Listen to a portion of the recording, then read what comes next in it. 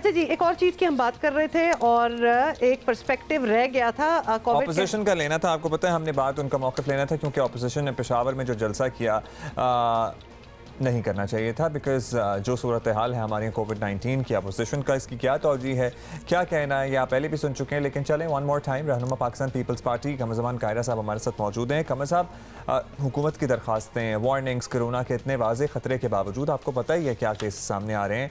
Opposition ने पेशावर में जलसा किया, हुकूमत की जलसा ख़त्म कराने की अखलाकी पोजीशन थी या नहीं थी, इससे कतई नज़र ये और बात है। लेकिन अपोजिशन खुद भी तो अवामी नुमाइंदगी की दावेदार है ना। SOPs नहीं फॉलो हो सकते, उसके बगैर ही कल का जलसा भी हुआ, तो होना चाहिए था। मीडिया को भी ये बात समझने की जरूरत है कि ये अनोखे लाडले का काम जो इमरान खान के साथ किया हुआ है, इस अनोखे लाडले से ये इस मामले को बाहर लाएं। जिसकी रिस्पॉन्सिबिलिटी है उसको कहें कि उसको ये रोल अदा करना चाहिए, और अगर वो नहीं करता तो फिर उसको गलत को गलत कहें, हिम्मत करें। ये क्या हुआ कि जी गवर्नमेंट अगर नहीं कर रही तो अपोजिशन को जिम्मेदारी का मुजाहरा करना चाहिए। अपोजिशन तो आज तक जिम्मेदारी का मुजाहरा करती आई है, लेकिन अगर यही अनोखे लाडले साहब वो है, वो अपने रवैये से बाज नहीं आएंगे, तो क्या लोग अपनी तस्दील कराते रहेंगे? क्या सियासी जमातें जो हैं वो ये कोई गारंटी कर सकता है कि महीने बाद कोरोना कम हो जाएगा, 2 महीने बाद कम हो जाएगा? क्या अमेरिका में इलेक्शन रुक गया था? क्या अमेरिका में प्रोटेस्ट रुक गए हैं? हमें समझने की जरूरत है।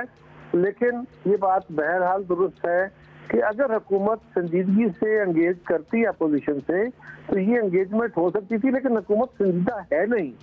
हुकूमत सिर्फ ये लोगों को बताना चाहती है कि जी हमने तो कहा था, अपोजिशन नहीं मान रही। कायरा साहब, वैसे आपकी भी लॉजिक थोड़ी सी समझ से बाहर है कि अगर वो अच्छी तरह इंगेज करते तो हम शायद मान लेते। मतलब ये क्या बात हुई कि जस्ट बिकॉज उन्होंने अच्छी तरह बात नहीं की तो हम नहीं अब खेलेंगे?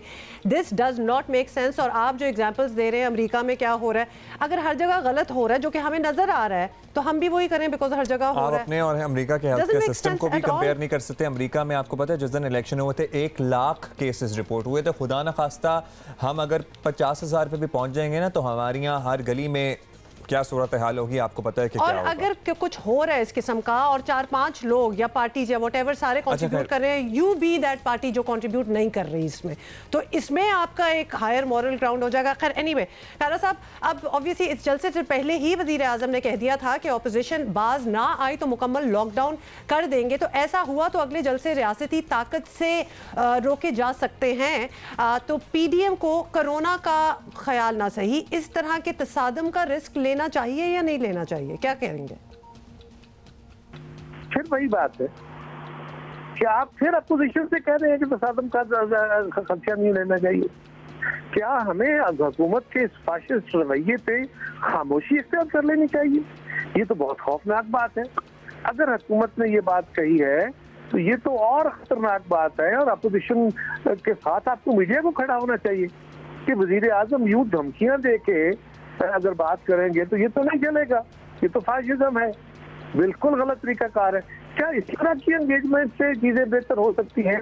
क्या इस तरह की एंगेजमेंट से मामला जो है उसमें आसानियां आ सकती है? बिल्कुल गलत बात है। और हम तो मार्शल लॉ से नहीं रुके, ये में क्या रोक पाएंगे? उस एंगेजमेंट के लिए संजीदगी की जरूरत है जो हुकूमत में नहीं है। अच्छा कायरा साहब, अब एक और मामला सामने आया है। ज़ाहिर है मियां नवाज शरीफ और मियां शहबाज शरीफ की वालिदा की वफ़ात का मामला है। अब शरीफ ख़ानदान और मुस्लिम लीग नून के लिए तो this must be a tough time. तो क्या इस सोग में ही प्रॉब्ली मुल्तान का जलसा कैंसिल नहीं किया जा सकता? क्योंकि ज़ाहिर है आपकी इतनी बड़ी इत्तेहादी हैं, PDM की लीडिंग पार्टी हैं, उनके साथ ये पर्सनल सानिया हुआ है, इस पर कोई डिस्कशन है? क्योंकि हम तो ये भी चाह रहे थे कि कोरोना की वजह से प्रॉब्ली कैंसिल कर दें, तो प्रॉब्ली इसी पर आप थॉट दे सकें। ये फैसला बहरहाल मुस्लिम लीग करेगी कि क्या करना चाहिए या अपोजिशन की जमातें करेंगी, इसके बारे में हतमी तौर पे मेरा कुछ कहना मुनासिब नहीं। लेकिन अल्लाह ताला मियां साहब की वालदा को जन्नतुल फिरदौस में जगह दे और उनके लिए उनके खानदान को सब्र दे। इस वक्त उनको भी मुल्क से बाहर हैं, अपनी वालदा के तो साथ ही थे, लेकिन तदफीन के अमल में वो शामिल नहीं हो सकेंगे। ये भी बड़ी तकलीफ की बात है, पहले वो वालिद के तदफीन में शामिल ना हो पाए। ये बहरहाल तकलीफ से अमल है। अल्लाह ताला उनको जन्नतुल फिरदौस में जगह दे।